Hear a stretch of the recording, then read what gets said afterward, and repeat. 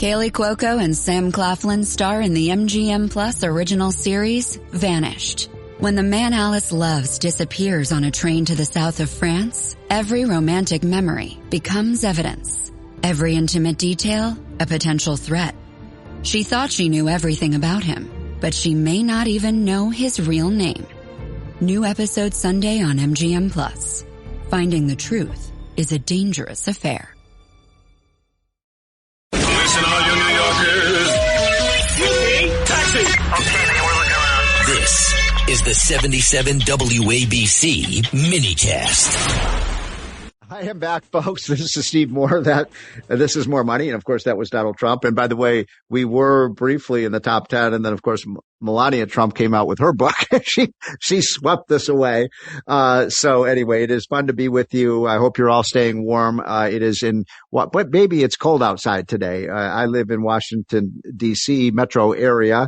It is about 14 degrees out, and the news service, the weather service says that with wind chill, it were below zero. So that's pretty darn cold for a sleepy southern city like Washington, D.C. It's probably cold where you are. I know we have affiliates all up and down the Northeast. So stay warm. But it's beautiful, by the way, where I am. We have everything snow covered. It's like just this beautiful white, crystal blue, and we have blue skies. So the snow has ended, but it is freezing out there. I'm going to try to go skating on the Potomac River. We've had so much cold weather that the Potomac River, which rarely happens, parts of it are frozen over. So if I'm not on the show next week, it's because I have fallen through the ice. I don't think I'm going to let that happen. I grew up in the Chicago area, so we used to go skating on ponds and rivers and things like that all the time. It's a little different here in the Southeast. My guest is Alfredo Ortiz, who is a great friend. I serve on his board of the Job Creators Network. There's so much I want to talk to Alfredo about. Alfredo, thanks so much for joining. Yeah, absolutely, Steve. And a whole different side of you that I don't remember actually talking much about. You're a music aficionado, ice figure skater. I mean, that's pretty amazing. Well, it is, amazing to me. I don't know if you have any thoughts about this, but, why can't they make great music like we did in the 60s, 70s, and 80s? And the stuff today, I'm sorry, I can't stand some of the new music. Yeah, you're absolutely right. That is why I like my Spotify, and I play my 60s, 70s, 80s, 50s music.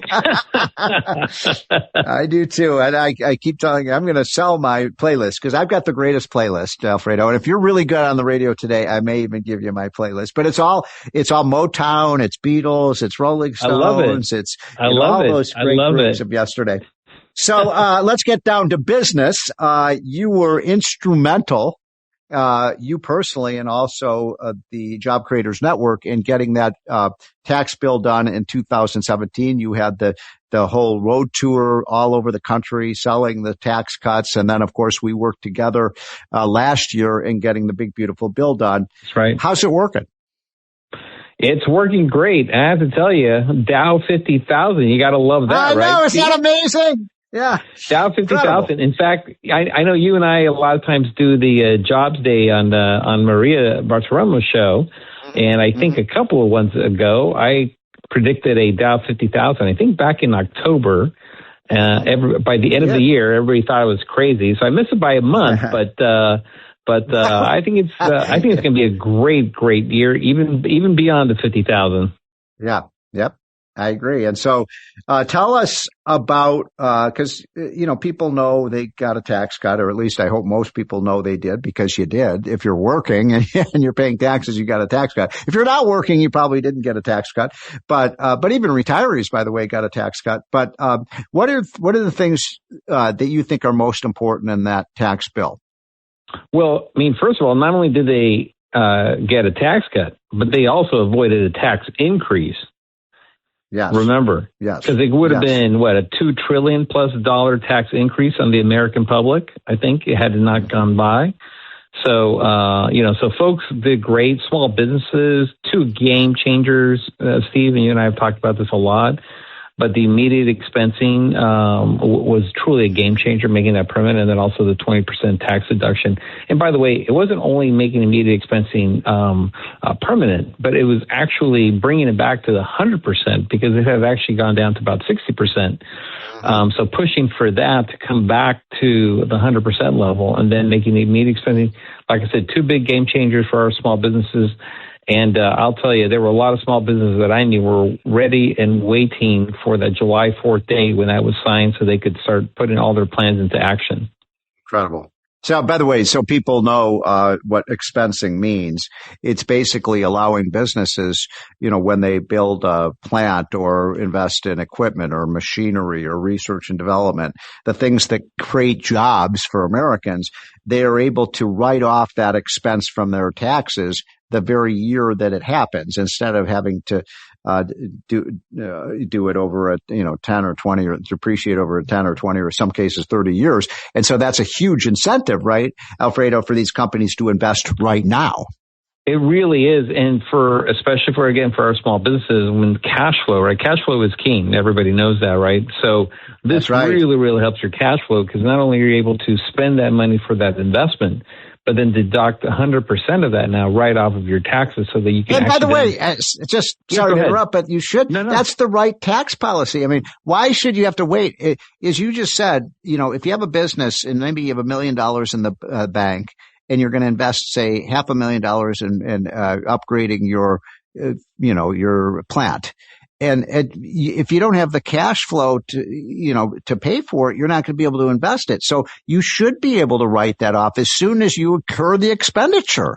That's right. And Steve, remember that we're also still in this environment where interest rates are still, unfortunately, thanks to Powell, they're still artificially high, right? At least by about 2 basis points. And so this actually, at least from a cash flow perspective, allows our small businesses, to get it. Because again, also, by the way, they are still having a hard time accessing credit. So accessing credit at a higher rate, makes it so that businesses can invest, especially our small businesses. So this was huge because from a cash flow perspective, it allowed those businesses to make those investments, and they're hiring people and they're putting great Americans to work. And I think it's just going to be a booming economy in 2026.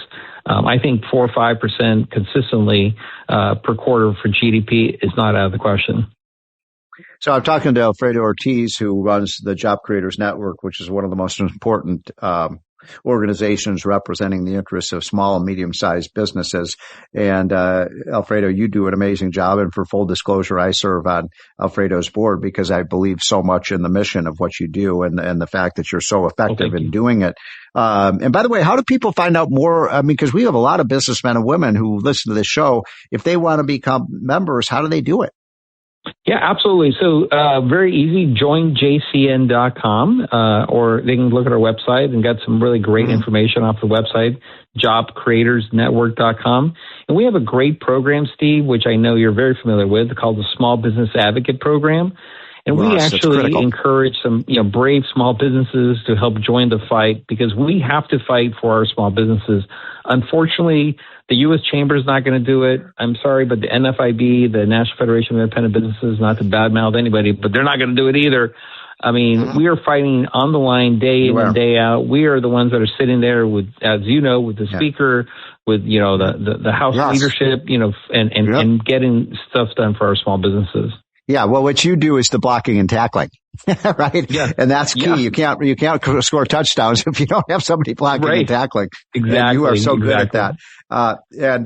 So I'm a big believer in that. By the way, folks, at the bottom of the hour, I will start taking your calls. This is live, in color radio. And so just to remind you, if you have any thoughts or questions or comments about any of the stuff we've been talking about, please call in at 1-800-848-9222. That's 1-800-848-9222 is the More Money hotline.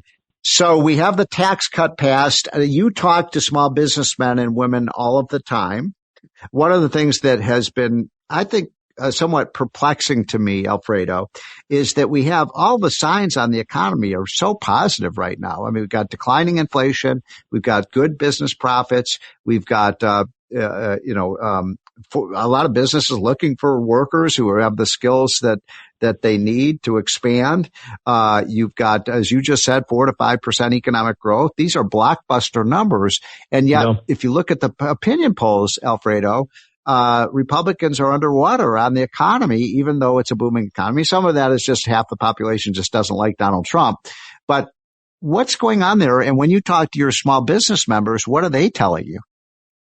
Well, fortunately, that is turning around. So I think that's the great thing. I think the uncertainty that came from the tariffs definitely had impacted that from a business perspective, right? So, because, businesses don't like uncertainty. We all know that, right? So when you have certainty, then they can start making the business plans and moving things forward. And so now that I think the dust is settling and we're seeing that there's no big tariff inflation like a lot of predictions have been made, there's no recession out there. I mean, I think we pretty much know that.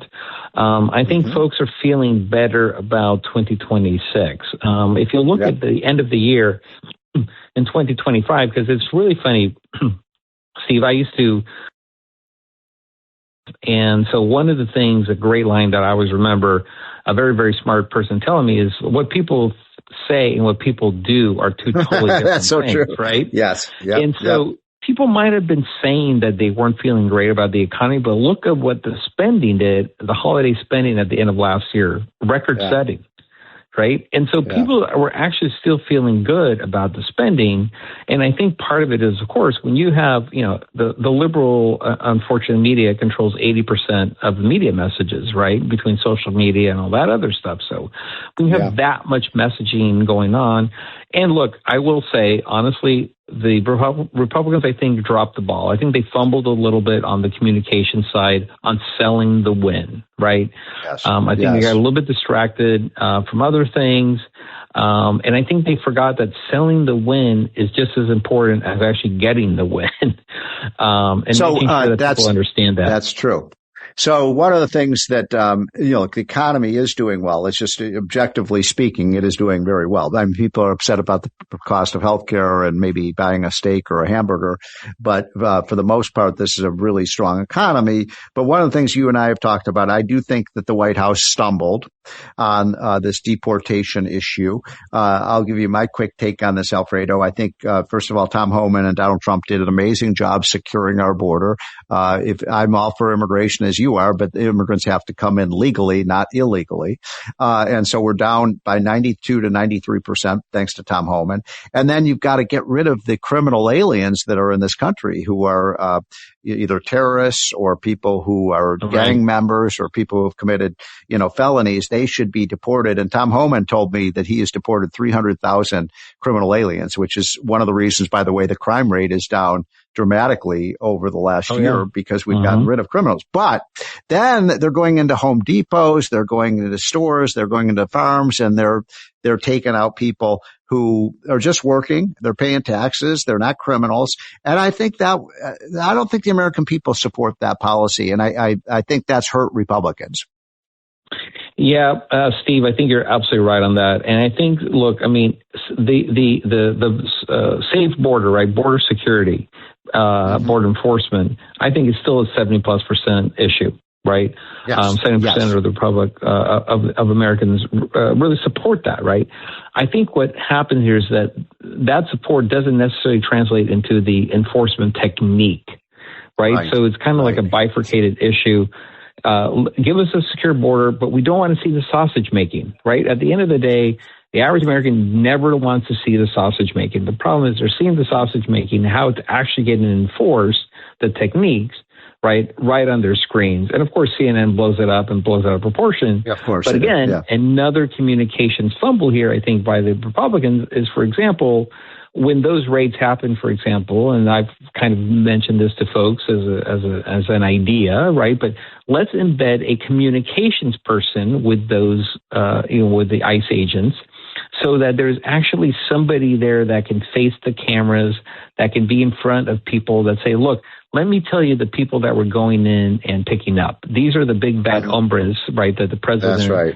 That actually promised, and this is what we're doing, right? Highlighting those at the moment that it's happening, because guess what?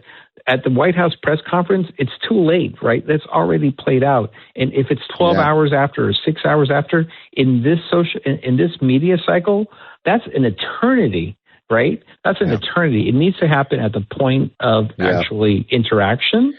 Kind of a POI kind of thing. And so I would say let's embed, they have billions of dollars, honestly, with Homeland Security to do this enforcement. Add that one additional layer so that there is actually a spokesperson there at every single one of these talking about exactly who they're going in and raiding. But again, also, I think there is an issue, and we've got to figure out some way, because at the end of the day, Stephen, and you're probably going to get a couple of calls from folks who are big Trump supporters and say, no, we should, all 20 million illegals are criminals, right? That would be crazy. In my opinion, it would be crazy. Yeah. Right. I mean, our economy couldn't function.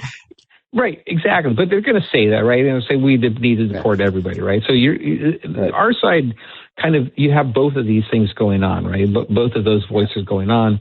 But I think reality is yes, if you took 20 million people out, I think the economy would come to a grinding halt. Inflation would go, skyrocketing. Now, Alfredo, what do you think about we've got just about a minute and a half left. What do you think about, I like this idea by Maria Salazar. She's a congresswoman, a Republican from the most Republican district, Hispanic district in Florida, the Republicans hold. And she basically wants something called the Dignity Act, which is that if you've been in the country, if you've been paying taxes, if you're working, you have a job, if you haven't gone on welfare, you pay a fine of up to $6,000 to $7,000. You are allowed to stay, but there is no path to citizenship as a penalty for you coming in illegally. I like that idea. I wonder what you think. Yeah, no, I actually have a little bit of a twist on that as well. So because I've spoken to literally at this point probably hundreds of employers that actually have employed illegal aliens, and they realize that they've been doing something wrong, criminal from that perspective, right? That's just reality. Right. But I said, okay, guys, so we can't just walk away and turn a blind eye. So what if we charge you basically a penalty, a one-time penalty for doing that, right? Right. And then a fee per each of those employees that you want to keep that are illegals, that have no criminal record whatsoever.